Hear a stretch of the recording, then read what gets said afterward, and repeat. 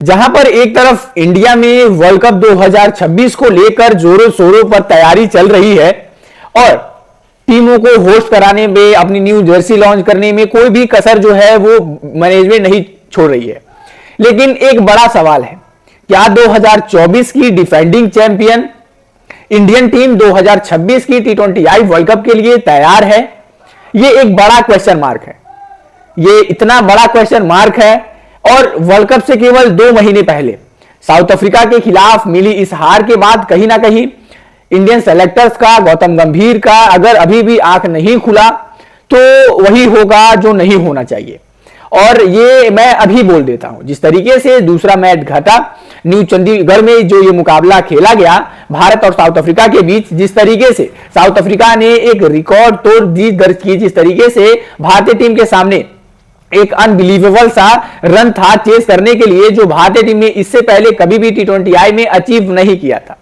लेकिन आपको अगर याद नहीं तो मैं बता दूं, 2025 के IPL में ये वो ग्राउंड है जहां पर पंजाब किंग्स के खिलाफ खेलते हुए अभिषेक शर्मा ने 147 रनों की पारी खेली थी और एक अनबिलीवेबल 245 समथिंग रन चेस कर दिखलाए थे। फिर मुझे लगा था कि यार ये वही ग्राउंड है तो अभिषेक शर्मा यहां पर कुछ खास करते हुए नजर आएंगे। पंजाबियों का यह दिन था क्योंकि पंजाब में यह मुकाबला खेला जाना था, गिल, अभिषेक और अर्शदीप सिंह। लेकिन इन तीनों पंजाबियों का अगर देखा जाए तो दिन जो है वो काफी ज्यादा खराब रहा।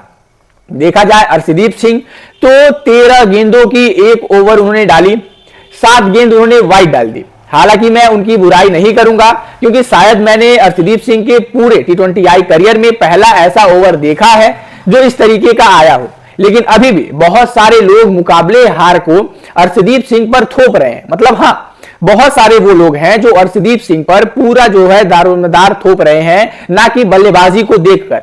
और हमारी बल्लेबाजी जो है वो इस समय हेडेक सी बन चुकी है।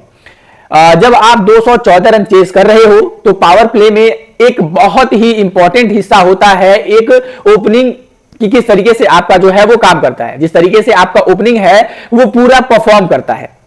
लेकिन पावर प्ले के अंदर ही अगर आप 214 रन चेस कर रहे हो, 50 रन बनाकर आपने अपने टॉप ऑर्डर को ही खो दिया है। टॉप ऑर्डर में आपने सूर्य कुमार यादव, साथ ही साथ सुमन गिल और अभिषेक शर्मा जैसे ताबड़तोड़ बल्लेबाजों को अगर आपने खो दिया है तो क्या आप 214 रन चेस भी कर पाओगे?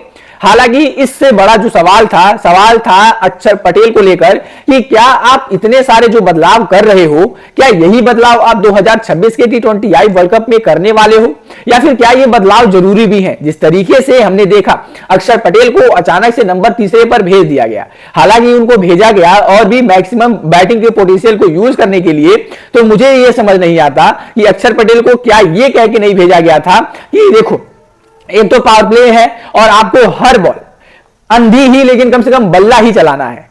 अक्षर पटेल ने 21 गेंदें खेली और जब आप 214 रन चेस कर रहे होते हो तो आपको 21 गेंदों पे कम से कम 50 रन, नहीं 50 तो 40 रन, 45 रन तो चाहिए होते हैं। लेकिन अक्षर पटेल ने 21 गेंदों पर 21 रन बनाए तीसरे नंबर पर आकर। और यह एक बड़ा सवाल है कि क्या तीसरे नंबर पर सूर्य कुमार यादव और तिलक वर्मा से बेस्ट बैट्समैन अक्षर पटेल है? वो तिलक वर्मा जो आपके लिए नंबर 3 पर सबसे बेस्ट बल्लेबाज साबित हुए हैं रिसेंट के दिनों में, वो सूर्य कुमार यादव जो नंबर 3 के वजह से ही इतने ज्यादा T20I क्रिकेट में पॉपुलर हो पाए। लेकिन फिर भी आप इतने सारे बदलाव कर रहे हो, वहीं पर एक ऐसा बंदा आपने प्लेइंग में खिला रखा है जो एक बेहतरीन बल्लेबाजी कर दे सकता है और वो एक बेहतरीन बैटिंग का मुजाहरा आपके लिए दिखला सकता है। लेकिन आपने उसको तब बैटिंग करने के लिए भेजा जब मैच में कुछ बचा ही नहीं था। समथिंग कुछ देखा जाए तो 12 गेंदों पे समथिंग 70 रन 74 रन बनाने थे और तब आते हैं बल्लेबाजी करने शिवम दुबे। शिवम दुबे को इस लेवल पर भेजा गया कि वहां से वो बंदा आकर भी कुछ नहीं कर सकता था। या फिर बहुत सारे लोगों को मैंने देखा जो शिवम दुबे को ट्रोल कर रहे थे। अब आप बताओ, जहां पर गिल जिनको बार बार टीम में घुड़ेसने की जो है वो जिद की जा रही है, बाद में सूर्य कुमार यादव जो 17 कंसेक्यूटिव पारी हो चुकी है लेकिन एक भी 50+ स्कोर नहीं आया है। अक्षर पटेल जिनको तीसरे नंबर पर भेज दिया जाता है बल्लेबाजी करने के लिए, लेकिन ये सारे फ्लॉप होने के बाद आप केवल शिवम दुबे पर सवाल उठा रहे हो, तो आखिरकार किस वजह से और क्यों उठा रहे हो? आखिरकार मैनेजमेंट चाहती क्या है? 2026 के T20I वर्ल्ड कप में अब केवल 2 महीने बचे हुए हैं।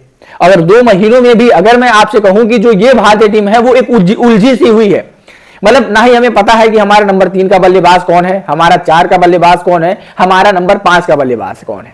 मतलब हां, हमारी ओपनिंग को छोड़कर अगर मैं कहूं तो कोई भी बैटिंग पोजीशन फिक्स ही नहीं है, और इस वजह से ही हम सबसे ज्यादा मुकाबले गवा भी रहे हैं। ये एक बड़ा जो है वो फैक्टर है, ये सबसे बड़ा फैक्टर है कि आप उन बल्लेबाजों का सही तरीके से उपयोग ही नहीं कर रहे हो जहां पर वो बल्लेबाज खेलने के लिए जाने जाते हैं। जैसे तिलक वर्मा नंबर 3-4 खिला दो, लेकिन आपको नहीं खेलवाना है। शिवम दुबे नंबर आपको हार्दिक पांड्या के नंबर 6 पे भेज दो, लेकिन आपको उनको नंबर 8 पर भेजना है। बल्लेबाजी उनको इतनी नीची करानी है कि वो आकर भी बंदा कुछ बल्लेबाजी में कर ना पाएगा।